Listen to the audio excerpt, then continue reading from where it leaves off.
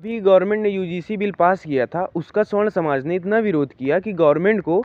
Bill पर stay लगाना पड़ा और जो पुराना कानून था उसको बरकरार रखा गया। यूजीसी बिल था वो स्वर्ण समाज की नज़र से वो एक तरफा कानून था और दूसरी बात इस पे सभी लोग को समानता का भाव से नहीं देखा जा रहा था। और स्वर्ण समाज का ये भी कहना था कि ये समय परिवर्तित हो रहा है, अब वो समय नहीं है, भेदभाव वाला समय जा चुका है। तो अब सरकार को ऐसा कानून बनाकर लागू करना चाहिए जिसमें तीनों वर्ग के लोगों को समान भाव से देखा जाए। स्वर्ण समाज का विरोध का जो मुख्य कारण था वो ये था कि जो यूनिवर्सिटी में जो बिल ये लागू होता उसमें जो समिति बनती उसमें कोई भी व्यक्ति जनरल कास्ट का नहीं था। तो उन्होंने इस बात पर विरोध किया कि जो ये कानून बन रहा है इसमें कोई जनरल व्यक्ति नहीं होगा, तो जो निर्णय लिया जाएगा वो गलत निर्णय लिया जाएगा और इस पे निर्णय में भेदभाव हो सकता है। और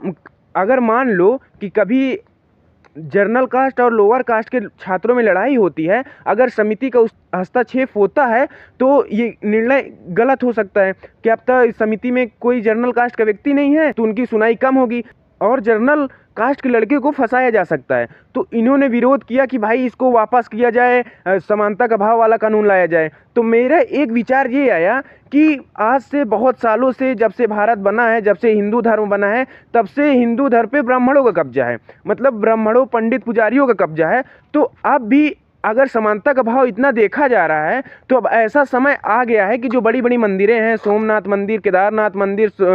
काशी विश्वनाथ मंदिर, राम मंदिर, जहाँ अधिक पुजारियों की आवश्यकता पड़ती है, बहुत फेमस मंदिर है, मेरा ये निर्णय है कि वहाँ पर 3 वर्ग के व्यक्ति को पुजारी बनाकर लाया जाए ताकि समानता का भाव उत्पन्न हो सके। क्योंकि मंदिर एक ऐसा स्थान है जहाँ तीनों समाज के व्यक्ति जाता है, तो वहाँ पर तो तीनों समाज का व्यक्ति पुजारी होना चाहिए। तो फिर ऐसा कानून क्यों है, फिर ऐसी परंपरा क्यों चली आ रही है, ब्राह्मण पुजारी ही वहाँ पे रहता है। तो देखो समय बदल रहा है, तो मेरे हिसाब से ऐसा नियम लागू होना चाहिए या फिर ऐसी सरकार को नीति अपनानी चाहिए कि जो मंदिर है उस पर तीनों वर्ग का व्यक्ति हो, ताकि सब लोगों के साथ समान भाव से देखा जाने लगे। तो अब इस प्रकार ये होगा कि जो निचला स्तर का व्यक्ति है वो भी खुशी खुशी से मंदिर जाएगा, जो मंदिर में उसके साथ भेदभाव किया जाता था वो भी कम हो जाएगा। और बात रही है कि असमानता खत्म करने वाली, भेदभाव खत्म करने वाली बात, तो अब एक ही स्थान बाकी है जहाँ पर ब्राह्मणों का कब्जा है, वो है मंदिर। तो अब क्या होना चाहिए कि अब निचले स्तर का व्यक्ति भी ऊपर तक पहुँचे और मंदिर पूजा पाठ का